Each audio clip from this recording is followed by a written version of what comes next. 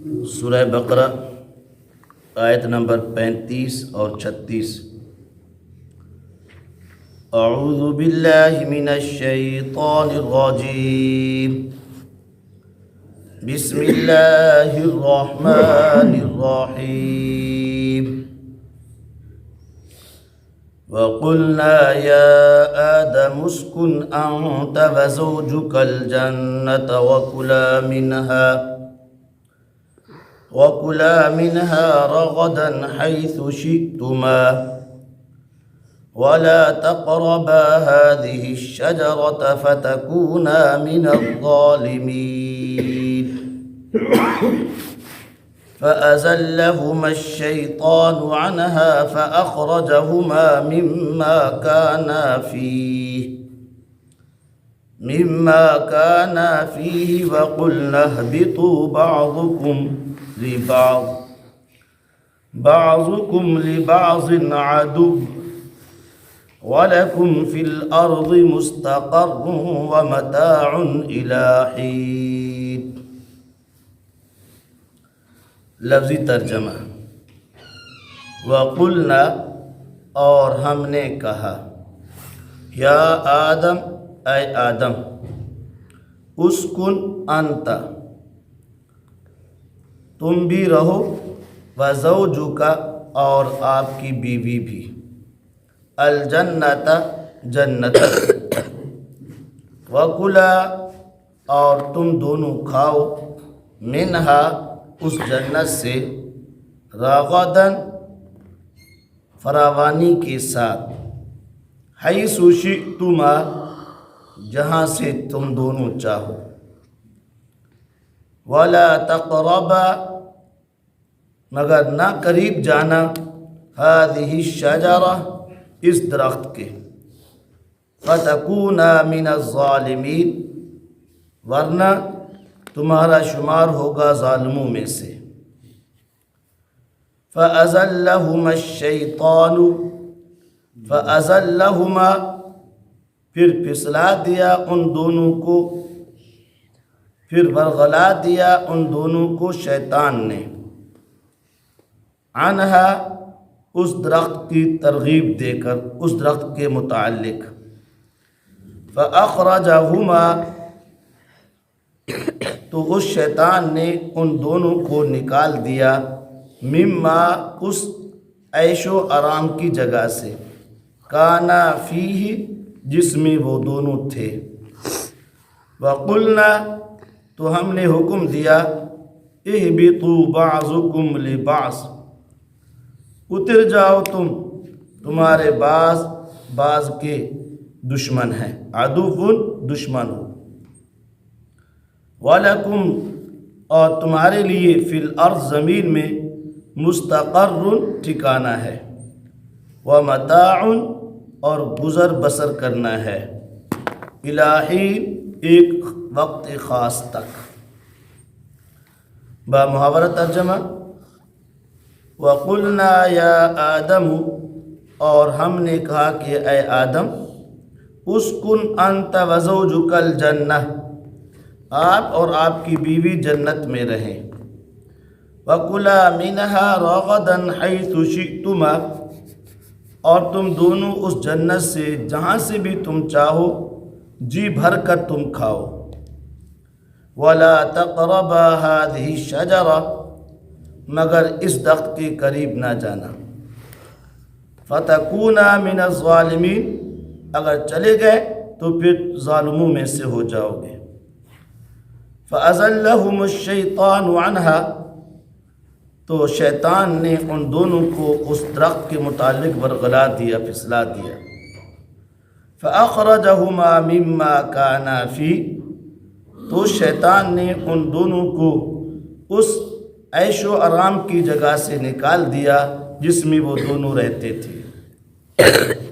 وَقُلْنَا، تو ہم نے حکم دیا، اہبطوا بعضکم لبعض عدو، اتر جاؤ تم سب یہاں سے کہ تمہارے بعض کے کیا دشمن ہیں، وَلَكُمْ فِي الْأَرْضِ مُسْتَقَرٌّ، اور تمہارے لیے زمین میں ایک ٹھکانہ ہے، وَمَتَاعٌ إِلَىٰ حِينٍ، اور गुज़र बसर है एक वक्त ख़ास तक।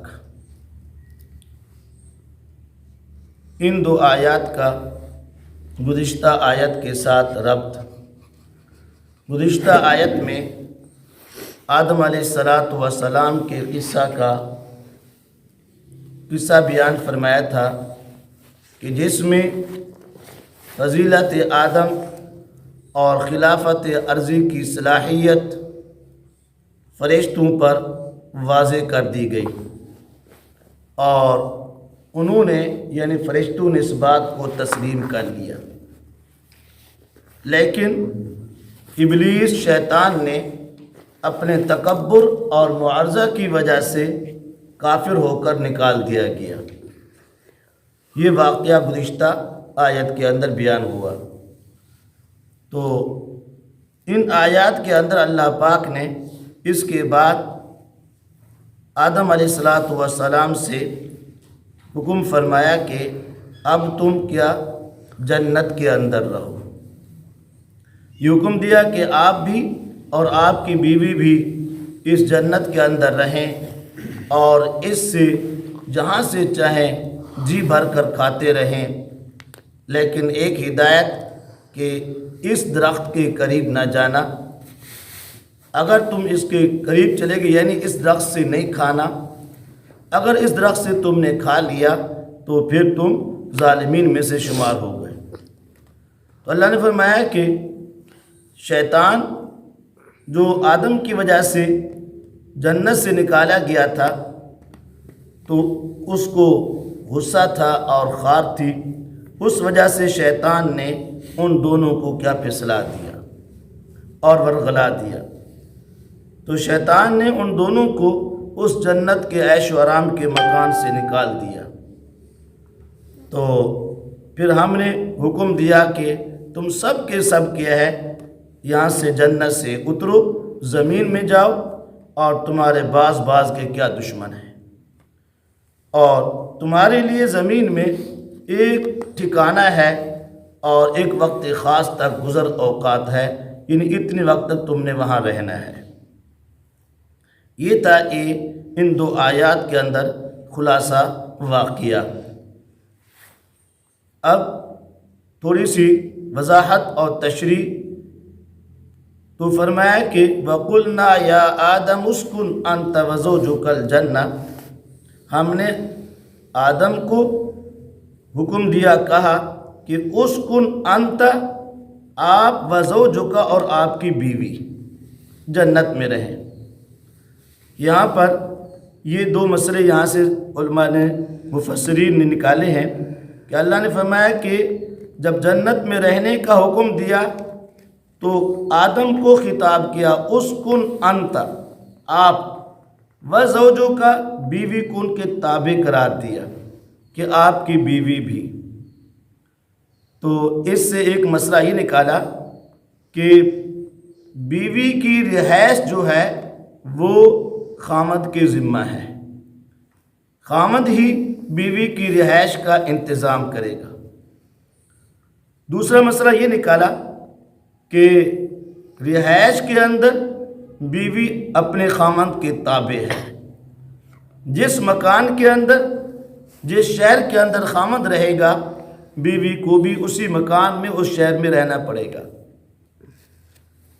और यहाँ से एक और बात की तरफ इशारा फरमाया कि अल्लाह ने फरमाया उस्कुन, ए आदम, आप और आपकी बीवी रहें जन्नत में। तो इसी से इशारा कर दिया कि आपका जन्नत में रहना भी कोई मुस्तकिल नहीं है, क्योंकि अल्लाह ताला के इल्म तकवीनी में और निज़ाम तकवीनी में पहले अल्लाह ताला ने ये तय किया हुआ कि इनको ज़मीन के अंदर भेजना है और खिलाफत अता करनी है और ज़मीन के अंदर अल्लाह के अहकाम की तनफीज़ करनी है।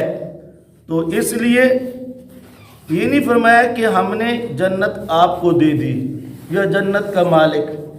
तो मैं जैसे कोई आदमी किसी को कहते हैं कि आप इस मकान में रह जाएं जब तक मुकद्दर रहे, تو وہ اس میں رہتا ہے. یہ نہیں کہتے کہ ہم نے آپ کو اس کا مالک بنا دیا یا یہ مکان آپ کا ہے. تو اس لیے فرمایا اسکن، آپ اور آپ کی بیوی رہیں. اسی سے اشارہ نکالا کہ یہ کیا کچھ مدت کے لیے تھا.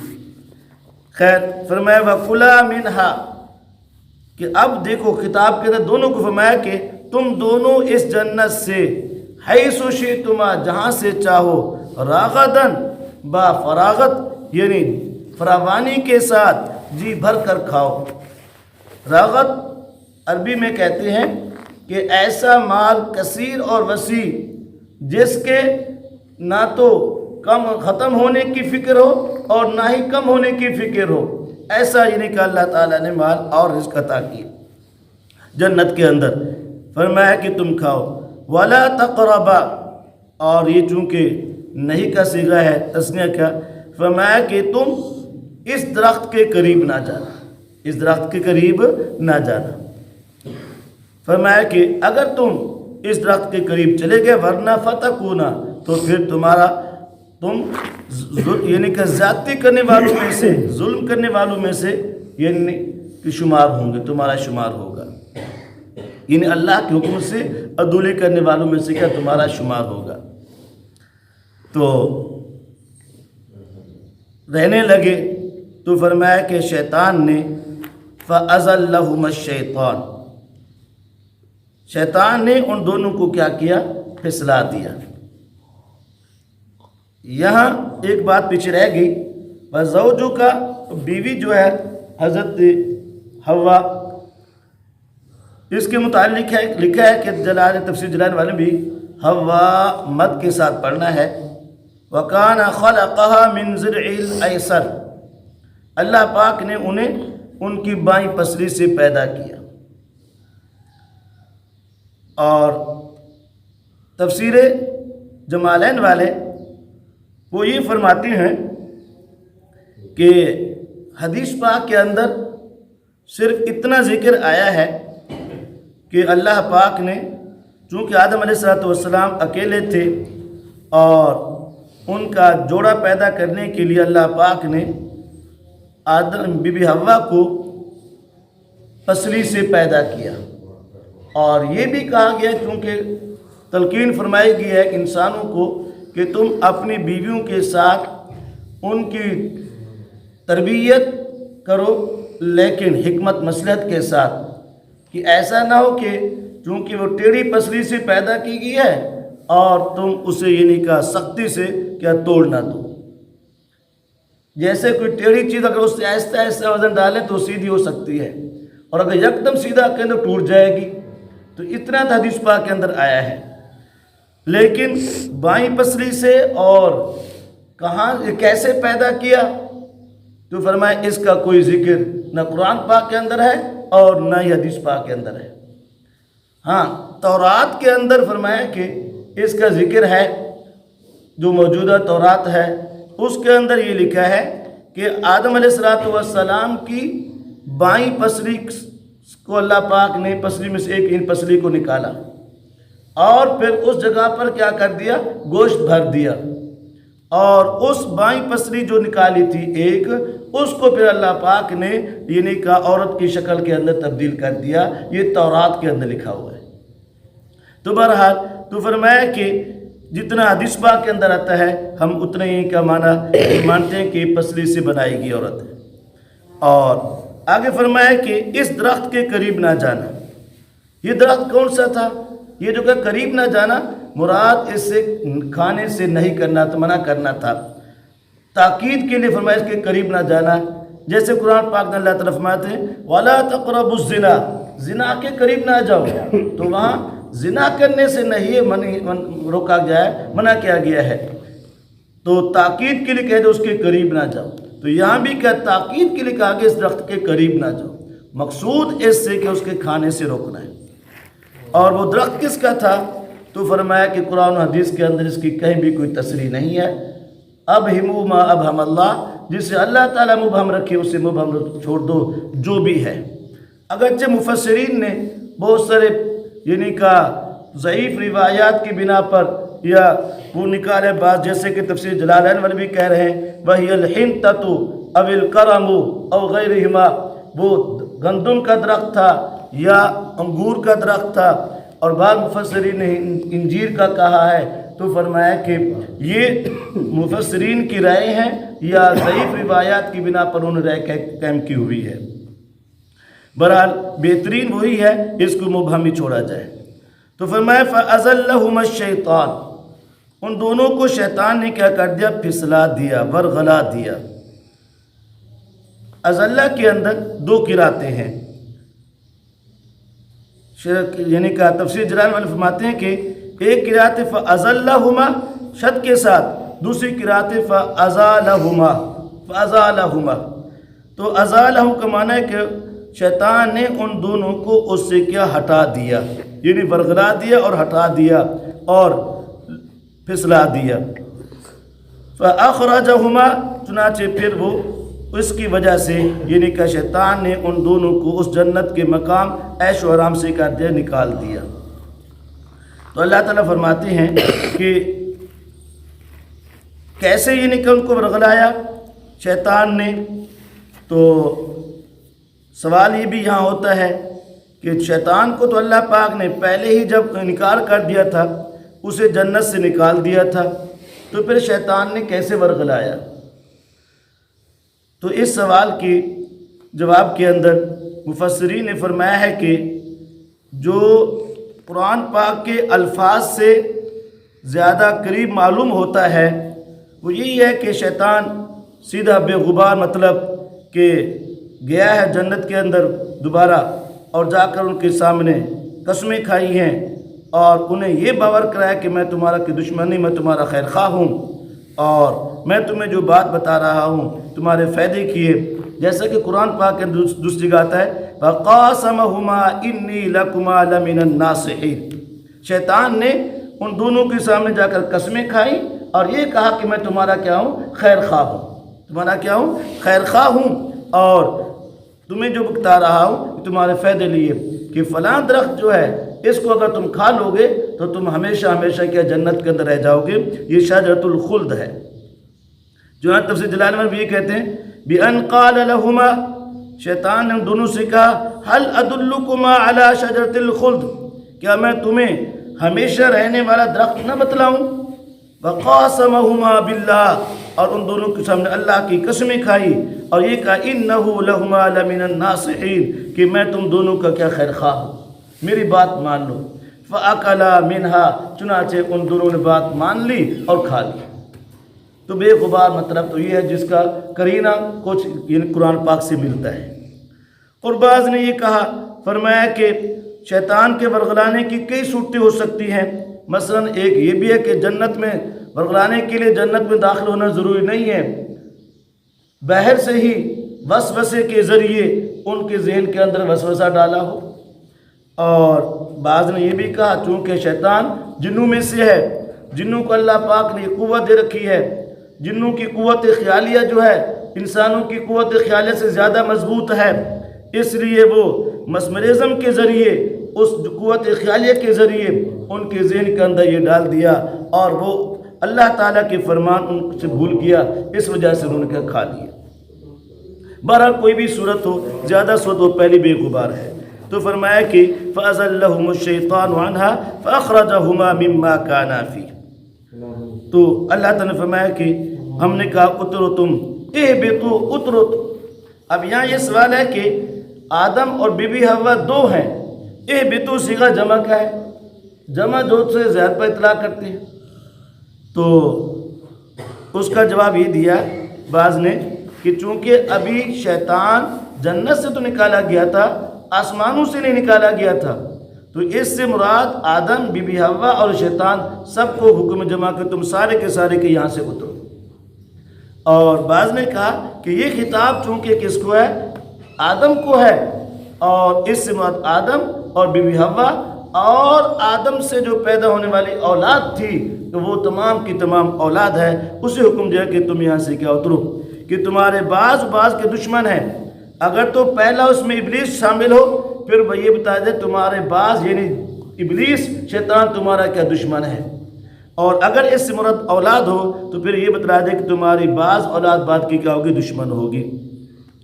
اور فرمایا کہ زمین کے اندر وَلَكُمْ فِي الْأَرْضِ مُسْتَقَرٌ، تمہارے لیے زمین کے اندر کیا ایک ٹھکانہ ہے، اور وَمَتَاعٌ إِلَىٰ حِينٍ، اور وہ ایک خاص وقت عمر تک تم وہاں رہے گو۔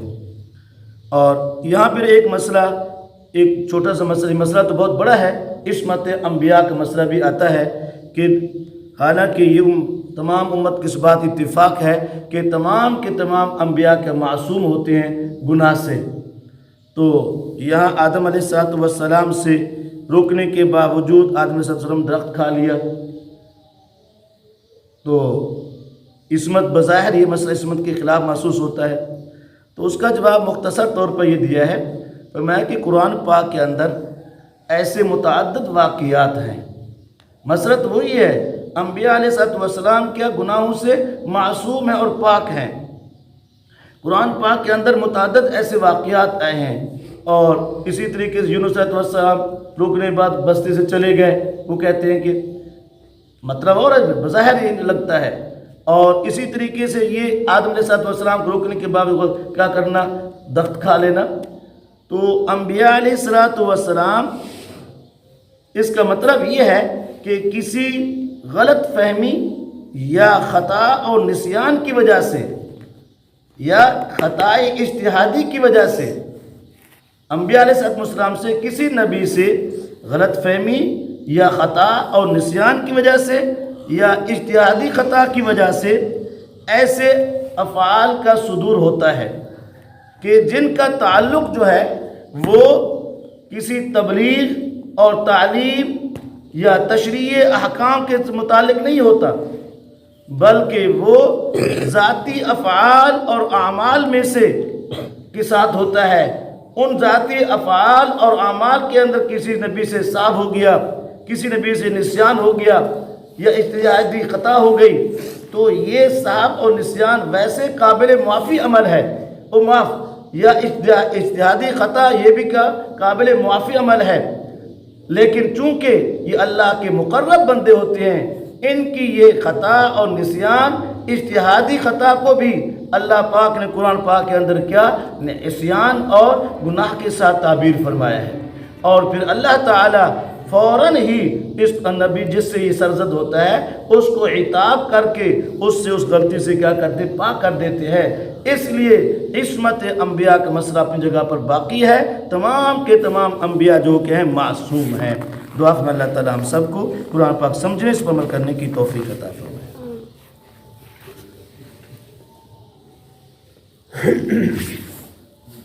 الحمد لله رب العالمين والعاقبة للمتقين والصلاة والسلام على خير خلقه محمد وآله وصحبه أجمعين.